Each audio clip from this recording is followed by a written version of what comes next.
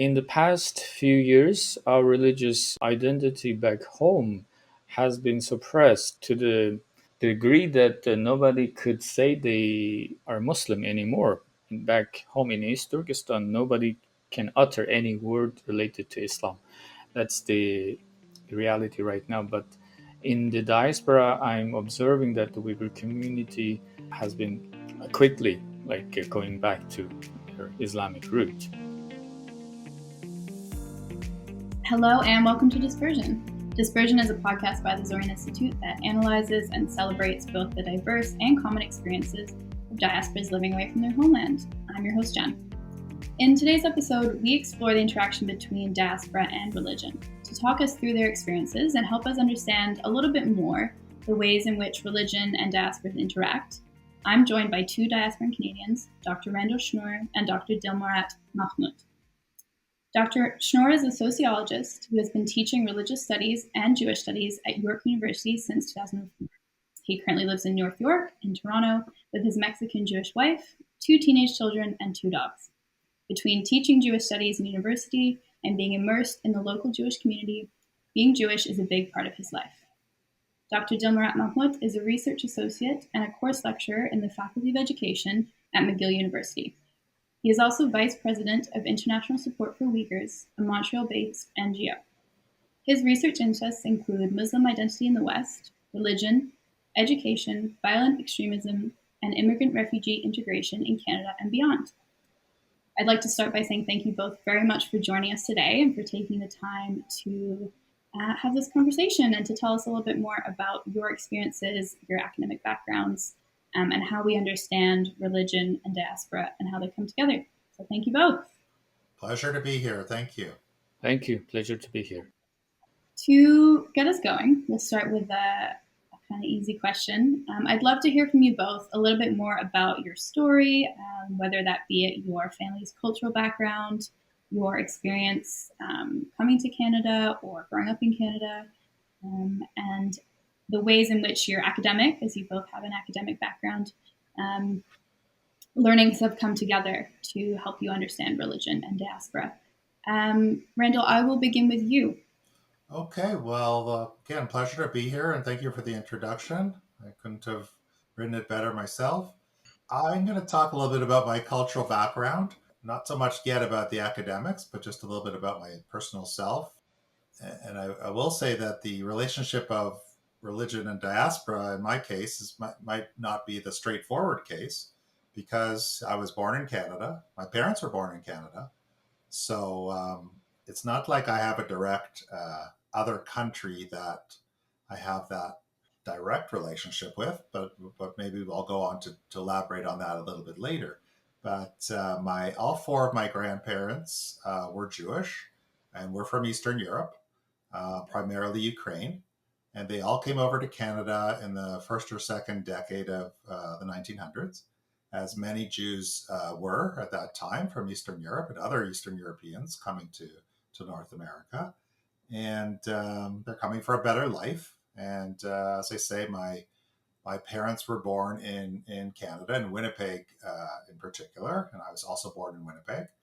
And both my parents are Jewish, and I grew up in a middle-class Jewish upbringing, moderately observant, proud of being Jewish, attending private Jewish schools, attending synagogue a few times a year for major holidays. We kept kosher in our house, but not outside of the house, which is an interesting Jewish particularity, which I could talk a lot about. I had a bar mitzvah. My sister had a bat mitzvah. And then I married a Mexican Jewish woman, amazing, who I met in Jewish high school in Toronto, who had just come recently from Mexico City. And we were married in a synagogue in Mexico City, which was pretty amazing, especially for my Canadian Jewish friends who came down for that wedding. I mean, that's a little bit different, to come down to Mexico for the average Canadian kid. And it was a great party. And I have 2 kids, skipping ahead, and we're raising them Jewish. similar to the way my wife and I were raised, moderately observant. And they've been to Jewish private school, and they're proud to be Jewish. So mission accomplished. Fantastic. Thank you, Randall. And I'm looking forward to getting into that discussion that you alluded to about having been born in Canada, your parents being born in Canada. So what that definition of diaspora means for you. But before we get there, Dilmurat, for you, can you tell us a little bit more about your cultural background and your experience kind of acquainting yourself with Canada? Mm-hmm. Thank you, Jen. Yes, I was born in the Uyghur homeland. We call it East Turkestan, and in Chinese, it's Xinjiang. So I think the world has known about the Uyghurs so much in the past few years because of the genocide the Uyghurs have been facing as being a Muslim minority in China. So my background is linked to this land. I was born in the last years of the Cultural Revolution, as you all know, which targeted all religious groups in China. So I had very little religious knowledge when I was growing up. So 1980s, I went to primary school, and then I remember my parents were not that much like pious. Like they were just calling themselves Muslims, but they didn't know anything about this religion, Islamic religion, a lot. And during the 80s and 90s, I gradually picked up the identity, Muslim identity, and the practices, Muslim practices, little by little, through contacts with friends and outside the world. And also, this kind of upbringing made me more uh, Muslim in terms of culture. I mean, the cultural identity. We all call ourselves Muslims, but we didn't know a lot about being Muslim. But Uyghur culture related to Islam has come back to the Uyghur homeland during the 1990s and 80s. We started to have our own identity as a separate Muslim group in China. And during the 1990s, especially after the 9/11 terrorist attacks in New York City, the Chinese government started to restrict the Islamic culture and identity of the Uyghurs. So that's a political story. We don't have to go into that too much. So I have this Muslim background, and then with that background, I came to Canada as an immigrant, skilled immigrant, uh, 11 years ago with my wife. And after coming to Canada, we started to have the freedom to enjoy our religion. We started to learn more about our religion. Okay, being Muslim, how to pray properly, how to follow the faith, Islamic faith, in a correct manner. In the past few years, our religious identity back home has been suppressed to the degree that nobody could say they are Muslim anymore. Back home in East Turkestan, nobody can utter any word related to Islam. That's the reality right now. But in the diaspora, I'm observing that the Uyghur community has been quickly going back to their Islamic root, because that's one of the reasons why the Uyghurs are starting to embrace Islam again. So that's my story related to my background. Thank you, Dilmurat, for sharing that with us. And interesting to hear the differing perspectives from the two of you. And I'm looking forward to seeing how that plays out when we get into some of the later questions. Dilmurat, you spoke of the concept of cultural identity.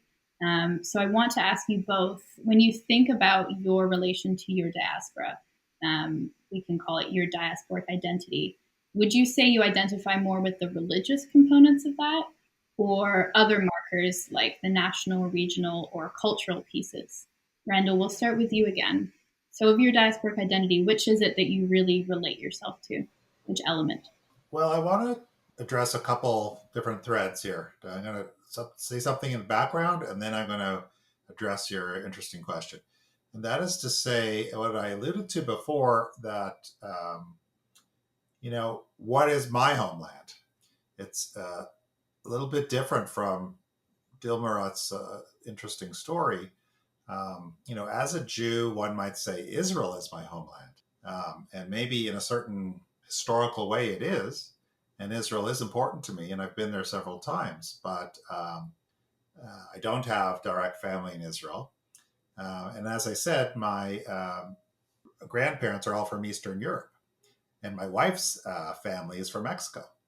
And we've gone back to our homelands. We've gone on a trip to Ukraine, and I found some long lost relatives in Ukraine. So in a way, this was one of my homelands. And we've also spent a lot of time in Mexico City, and I've explored Jewish institutions, schools, synagogues, neighborhoods in Mexico City. And this is also sort of a heritage travel. And Israel, as I said, is a place that emotionally I feel a certain sense of homeness.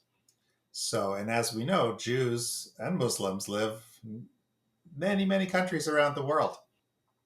We have the expression of the wandering Jew through history who's been persecuted and kicked out of many countries.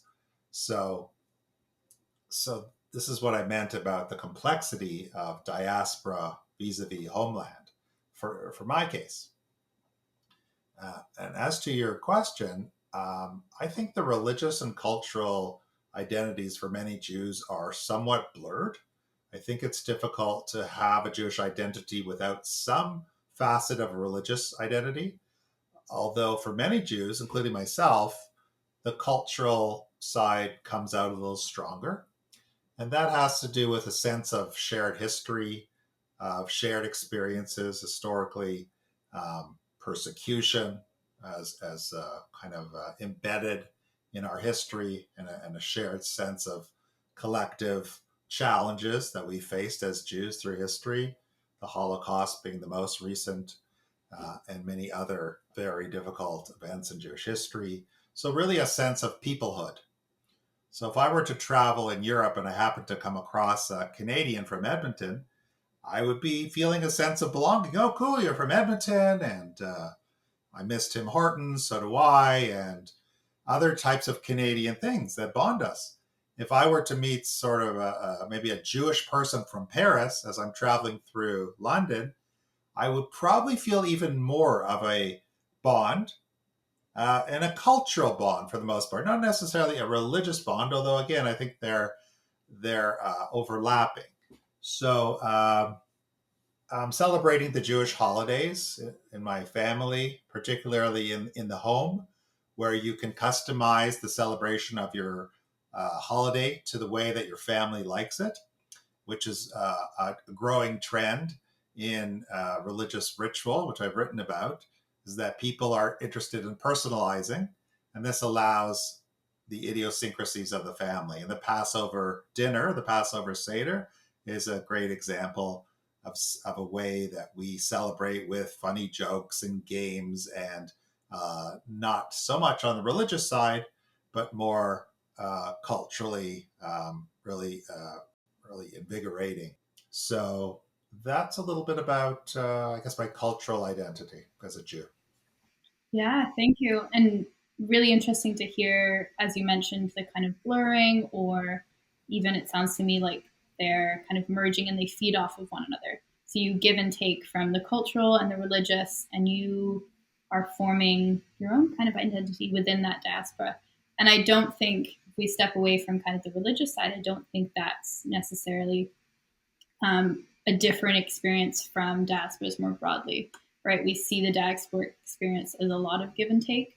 And I think that's what we've heard through a lot of these episodes, is you kind of pull pieces that work for you or that work for your environment, and you craft this identity. And that's why it's so fascinating, because it differs for everyone. And Dilmurat, for you, posing that same question, for your diasporic identity, is it the religious facet that you feel most connected with, or would you say the cultural? Or is it, like Randal, is it kind of an amalgamation of both?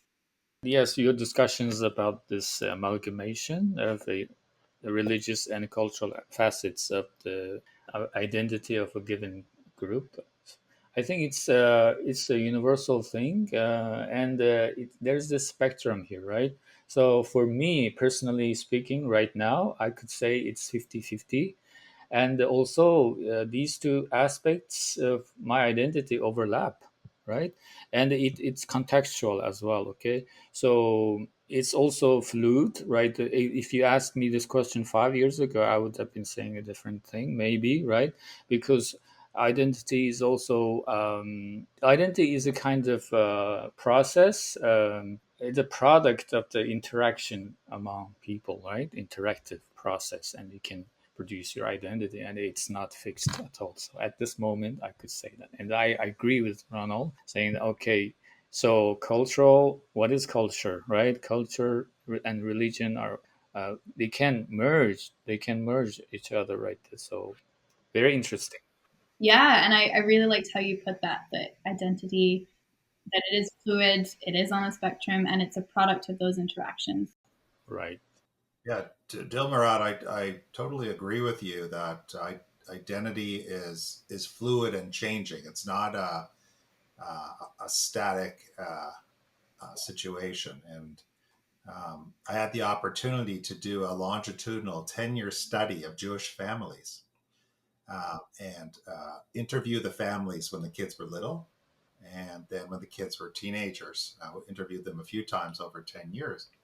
And not only is an individual identity fluid, I discovered, but also the influence of the family on each other. Mm. So as the child grows up and becomes more mature and brings more intellectual ideas to the dinner conversation, whether it be about feminism in your religion or politics in Israel, this can impact on the parents and how much they want to engage with Jewish ideas. And it was a study, a book that I published with a colleague, which really I found fascinating to see how identity can shift and change over time. Randal, to go off script a little bit because you've prompted some ideas with that kind of anecdote, have you given any thought to then, on a more broad scale, how that family then impacts the Jewish community or a Jewish community? So as they kind of grow and change and develop ideas, does that then go into the community as well as they meet kind of semi-regularly? Do you see that kind of flow of ideas? Well, everything is influencing everything. We're all connected. Um, I would look at it a little bit differently and say that Jewish community and religious communities in general have kind of become somewhat fragmented, where there's less interest in going to the church, the mosque, or the synagogue or other temples in a collective sense. There's less of an obligation to contribute to the collective and more of an individualized expression of religion. Right. I'll do it the way I want to do it. I don't feel an obligation to follow certain norms. I think this is a trend that's happening over the last several decades, religion across the board. And I think that one thing, again, that I discovered is that it can be individualized, but it also can be very much focused on families. And families can be cocoons, which kind of are their own entities where you grow together, especially with these family rituals in the home, more so than doing them in a public place. So that's a partial answer to your question. It is. And Dilmurat, for you, thinking of that in the Uyghur context, with that additional element of being a currently persecuted group and having kind of diasporas all over, do you think that as people form diasporas in host lands and their relation with their identities change, Does this impact the Uyghur community more broadly? Have you seen shifts in connection to religion or cultural practices as people kind of adapt to a host land and try and remain connected to that? Would you say that's an accurate depiction? Interestingly, okay, this podcast overlaps with my study and the Uyghur diaspora in Canada and beyond. So I have written two papers, and then the third is coming out soon. It's about the religious identity of Uyghurs, and the last one is about, yes, to publish the. It's about the shifting religiosity of the Uyghurs in Canada. So I we had a survey about of one more than 100 Uyghurs, and also in-depth interviews with 12 participants, and 50% of them indicated that their religiosity increased after coming to Canada. Only like a few percent of them said their attachment to Islam decreased. So I could say now I'm sharing the findings of my study as well. So that's my observation as well as the results of the study I've been conducting. The Dilmurat, the sample that you looked at are Uyghurs that came around the 80s and 90s. No, last 5 to 20 years. Oh, okay, so very recent. Okay. Hmm.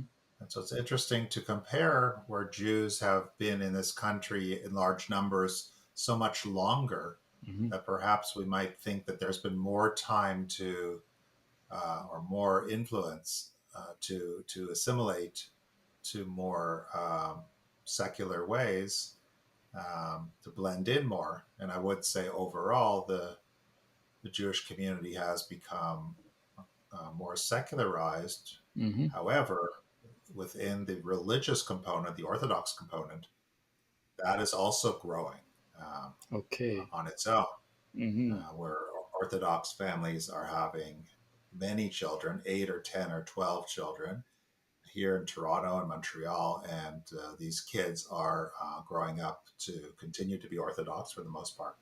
So we have that as well. We have kind of a secularizing trend, and on the other side, quite a religious trend. That leads very well into what my next question was going to be. We might have already kind of started to answer that, but Canada being a very secular nation, state religion considered separate for most people, in most instances. How do you think, and Randall, you've started speaking to this, but maybe you can unpack that a little bit more for us. How do you think that impacts individual religious identity as well as the collective? And you've given us those two examples there, but I'd love to hear more. Well, this is really the hot button issue in Jewish leadership. It might be called the crisis of continuity. Now that Jews are facing less systemic discrimination compared to the 1920s and 30s and 40s, where Jews were actually not allowed to attend certain universities or work in certain places or rent apartments or be in country clubs. And all of that, for the most part, is gone. And not to say there isn't anti-Semitism. We might talk about that later. But as Jews have become more and more accepted, and in some cases even admired as attractive marriage partners, it's been the problem has flip-flopped from they want to beat us up used to be the problem. Now they want to marry us is the problem, if you see what I mean. And they're both significant problems.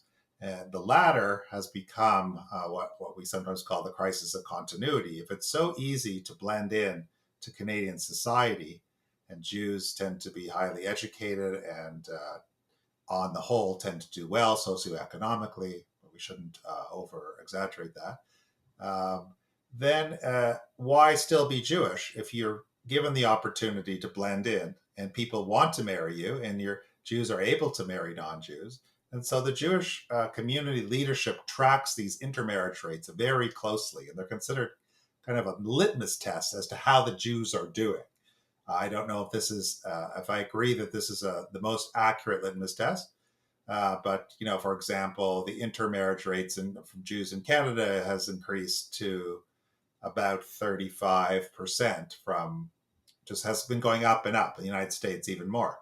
Just in the United States, it's over 50%.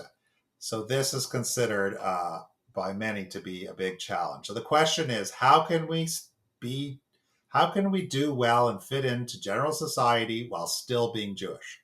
Where do we find that balance? This is, in a way, what any Jew is thinking about if they're interested in being Jewish at all.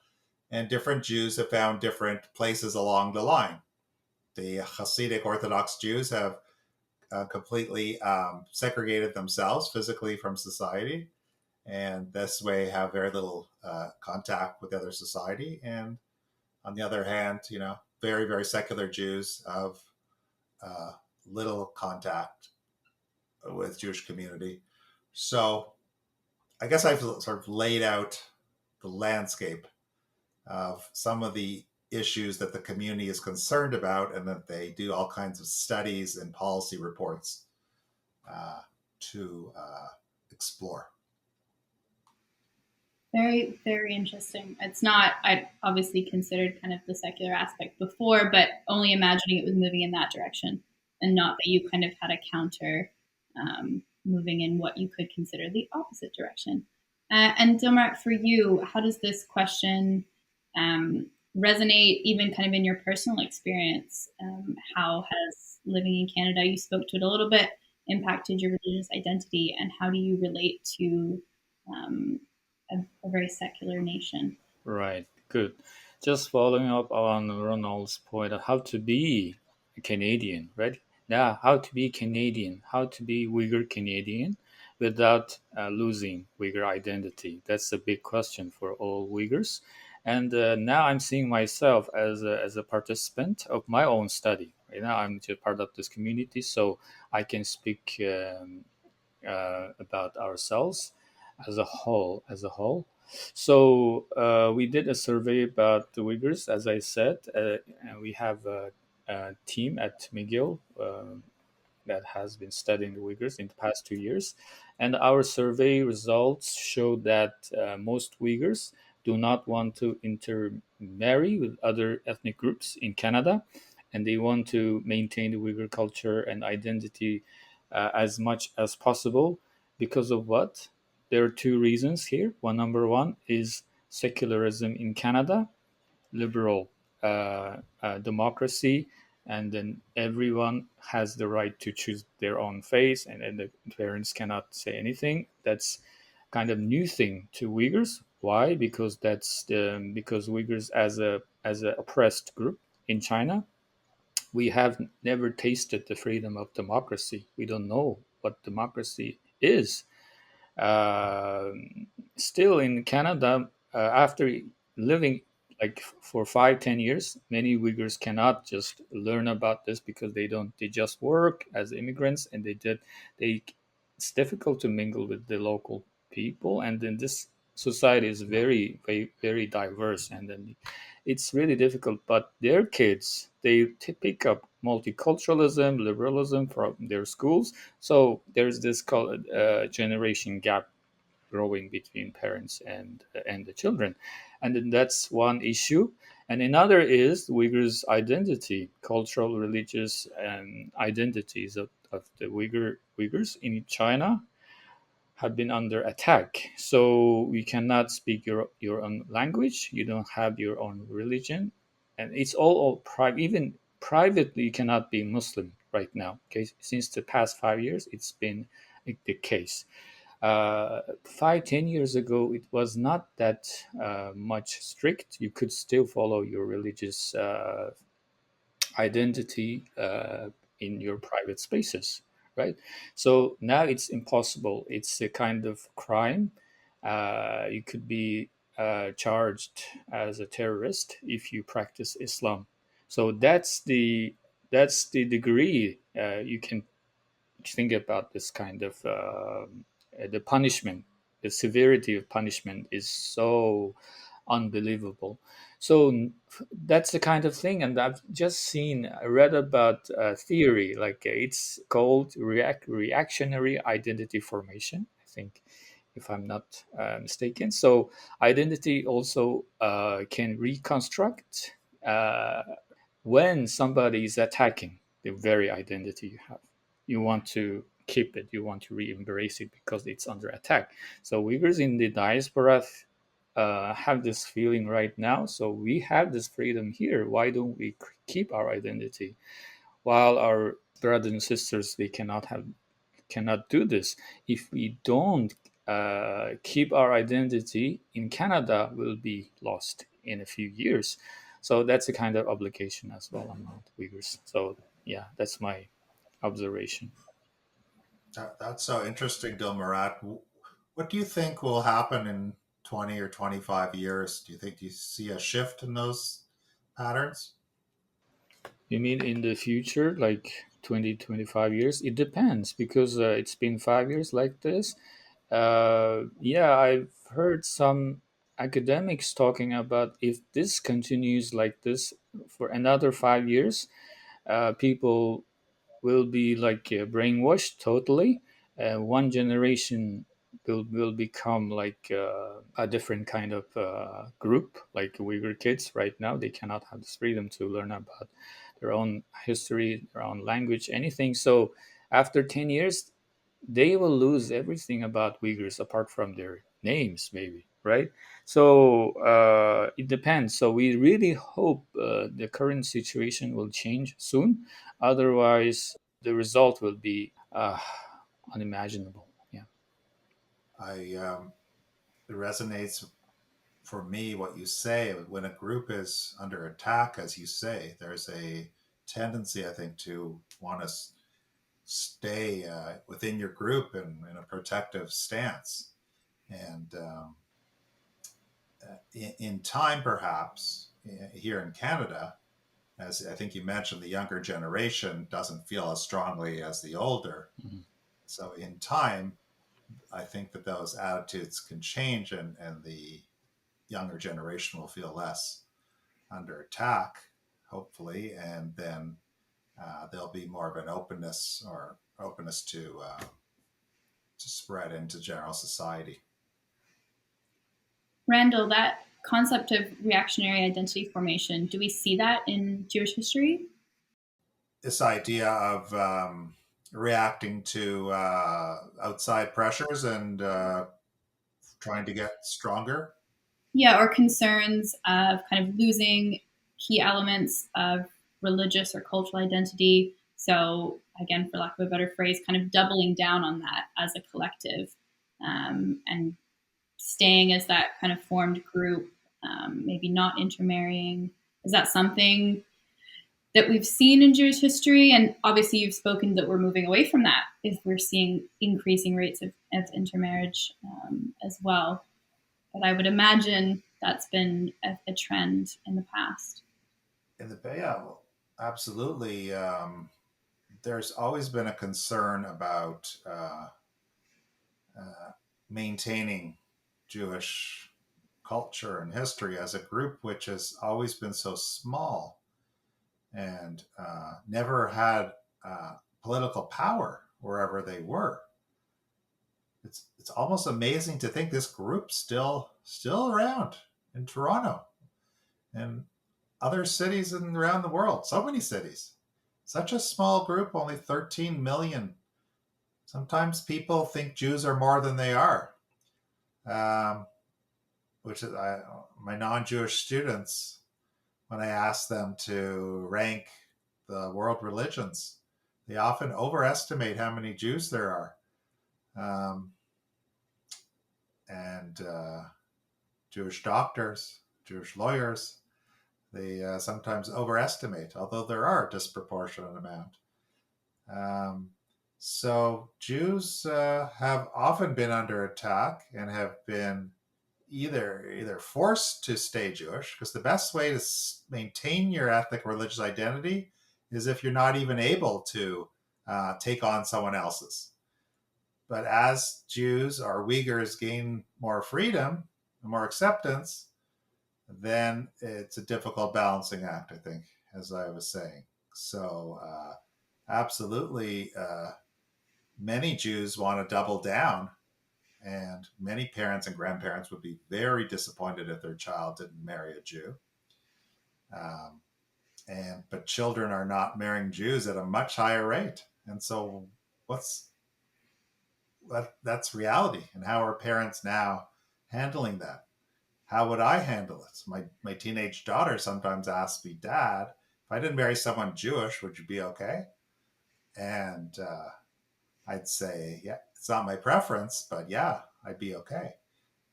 So I'm trying to balance there. Uh, I want my children to be proud and continue Jewish culture to some extent, uh, but not at the cost of opposing their marriage if it's a good partner. And I also think there's a misunderstanding, misconception out there. If a Jew marries a non-Jew, does that mean that's the end of any Jewish culture? Uh, this is where there's a difference in the community and in the world of scholarship. There's kind of two schools of thought.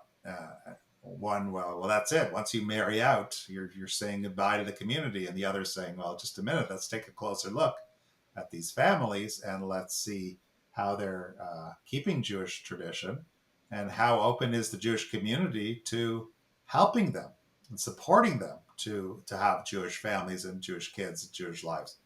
So this is a topic which is uh, a very hot button topic in the community and in my classroom when I teach about the sociological patterns of Jewish life today. I can imagine. Yeah. And again, leads me well into another question. Thinking about religious identity on one hand and then a national diasporic identity, um, do we think tensions exist or can exist between these two? And what might influence someone to identify with a religious diaspora over a geographical homeland? Obviously, not in every instance are they both kind of offered to you, but for you both in your studies and in your lived experience, what elements make someone choose the religious community over that homeland community? Dilmurat, maybe we'll start with you if you're able to speak to that. Yeah, these questions are really fascinating, and then sometimes I feel like we have to contextualize our questions such as these because for the Uyghurs, I think the geographical homeland Uyghurs are so dear to Uyghurs, of course, and then now in the Uyghur imagination, the Uyghur homeland has always existed since before Jesus Christ, I think.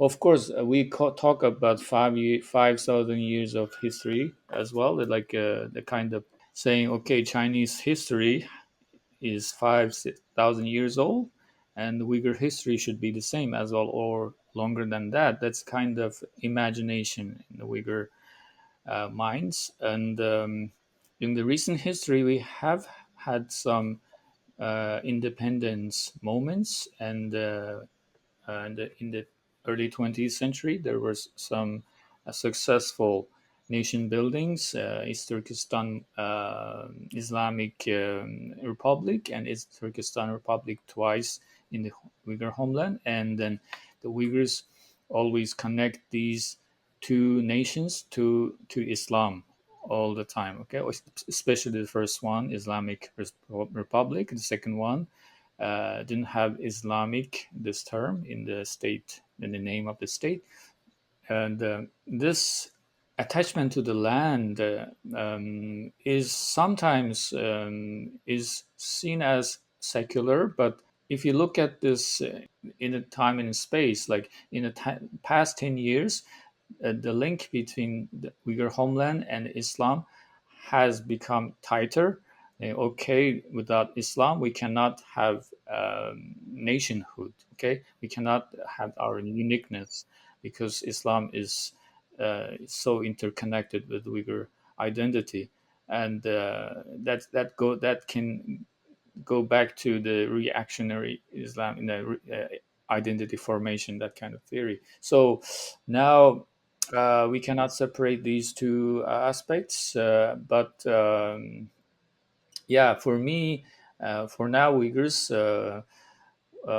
want to regain the independence they used to have in the past, and at the same time, um, we cannot say that all Uyghurs have the same mind. Of course,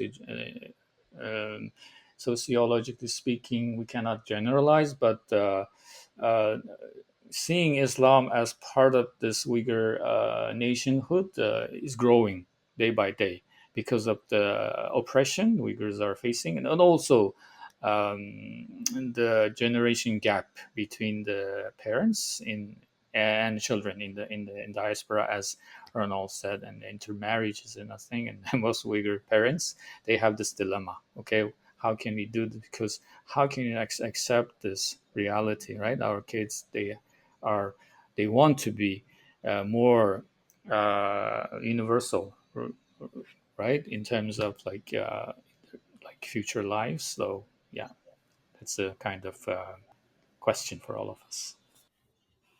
And Randall, for you, thinking about this question, similarities, differences, a little bit of both.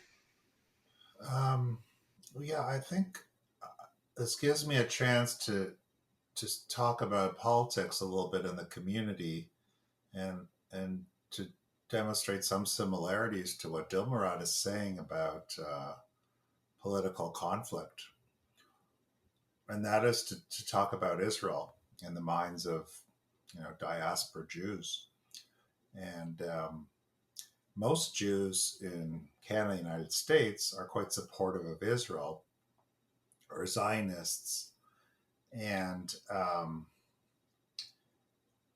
a smaller amount are critical or quite critical of Israel and are very concerned about the plight of the Palestinians. This kind of divide can get quite intense in the Jewish community. Not everyone realizes this, because those critical of Israel are smaller and not as well known, but they're growing. And this has a lot to do with something that's close to my heart, which is campuses. And as we hear in the media, there's a lot of activism on Canadian campuses around Israel and Palestine. There's also in the Jewish community tremendous concern about anti-Semitism and rising anti-Semitism. The question which I think arises, therefore, is to what extent is criticism of Israel equivalent to anti-Semitism? This is a very juicy and hot button question, because if one feels that strong criticism of Israel is de facto anti-Semitism, then we do have a lot of anti-Semitism going on in the universities. And people will ask me, "Oh my God, you teach at York University. It must be awful there," because it's known for Palestinian activism and critique of Israel. I hold a more moderate position that some criticism of Israel could overlap into anti-Semitism, and some of it certainly does not. So this is a kind of Jews coming at the same issue from different sides, and not even knowing or understanding the other side. So when I teach a course on anti-Semitism and Islamophobia in Canada, as I do at York, I feel it's very important to talk about Israel-Palestine to my Jewish and Muslim students, and to try to explain to them what has happened in terms of these rallies and protests and somewhat violent incidents that have happened at York and other universities in the last several years. And to try to, rather than take a side, let's understand what are the issues here. And let's try to understand the different sides. So I guess I find myself a little bit in the minority in that I don't think York University is a virulently anti Semitic place, nor do I think any Canadian university is a virulently anti Semitic place, whereas some Jews, to some extent, do. So that is a little taste of some political tension in the community. Thank you, Randall, for succinctly putting that in a way that relates really well to the conversation we've been having. Dilmurat, to kind of flip that for you now, Randall's led us in this direction, thinking of the rise of Islamophobia, instances like the genocide of the Rohingya Muslim in Myanmar, and as we've spoken to, of the Uyghurs in China, and kind of religious extremist groups. ISIS comes to mind. How do you think these global events influence your diaspora community? How are they received by the community? And then how reciprocally does identity change? Do people's positions within the community or their identities change? Mm-hmm. That's a really huge question. Yes. I've written a paper about Muslim identity of Uyghurs in Quebec and English Canada. I compared. And in this paper, I interviewed 12 people, and six from Quebec and six from English Canada. So, in terms of Islamophobia, my participants in Quebec, they showed a strong sense of fear, like more like they felt like their identity has been under attack in Quebec more than in English Canada, for sure. Yes, because of those bills in during the Pauline Marois era, I think, and after that as well. I think that can be the case right now as well because of the new bills related to religious symbols. So, because of these events, these policies, and also the attack as well in the Quebec mosque attack, my participants, they felt like they were not welcome compared to the participants in English Canada. Of course, one event can shape the perceptions of being Muslim so much. We could feel that only one attack, like killing a few people, that can have a tremendous effect on the identity, perceived identity of a certain group.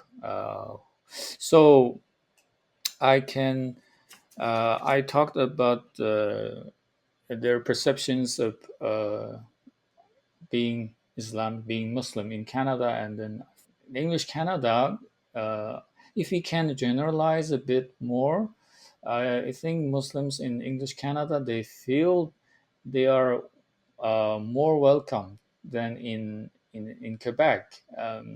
So I think that's natural, and also, but the general picture in Canada is uh, much better than in other countries in the West. And I have read some papers about multiculturalism in Canada and Europe, and most of those papers or academic work highlight the difference between Canada and other Western countries, and also always point to the findings that Muslims in Canada feel are more included than in other Western countries. So, yeah, that's a very good reality. And thank you both for speaking to what I'm sure we could have spent an episode respectively on. Very complex topics that interact with identity, but are influenced by so many external factors and so much context. So, to both of you, thank you for adding a little bit of that context in for us. For our last question, we're going to go in a different direction. And I would love to hear from you both. the ways in which you as an individual or as part of a family unit try and keep the relevancy or tradition of your religious identity passed down to younger generations, and maybe what are some of your preferred kind of religious practices, and why do you think it's important to embody these in a diaspora community and pass them down? Randall, we'll start with you to wrap us up first. Yes, well, it's a balancing act, and it's being Jewish is important to me and to my wife, and we want it to be important to our kids, but we also want to be people of the world. We like to think we are, and Jews aren't everything. Some Jews don't realize that, and we want to have the best of both worlds. So we're trying our best. We celebrate Jewish holidays in the home and major ones in the synagogue. And our kids have had bar and bat mitzvahs. And I think one of the biggest decisions we made was to send our kids to private Jewish school, which my wife and I both went to. This is a very expensive proposition. It's something that I think a lot about and written about. I think about it personally and professionally, the economics of Jewish life and the price of Jewish day schools. So it's been challenging, but we want schools and, then there's Jewish camps. Jews love to send their teenage kids to summer camps too. And there are so many to choose from of different Jewish stripes and flavors, along with the schools. So our strategy, I guess, would be to choose these camps and schools that are quite liberal and progressive as we see it.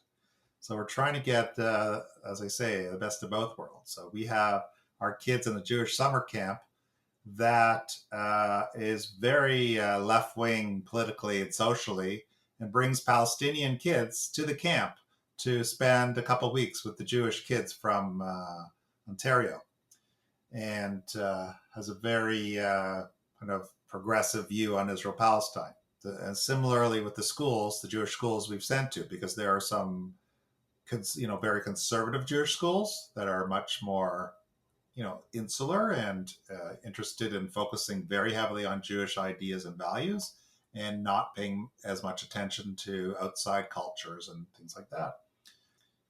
Between what we provide in the house and in the school, the camp, the synagogue, I'm trying to constantly find that middle ground, be Jewish, but be part of the world.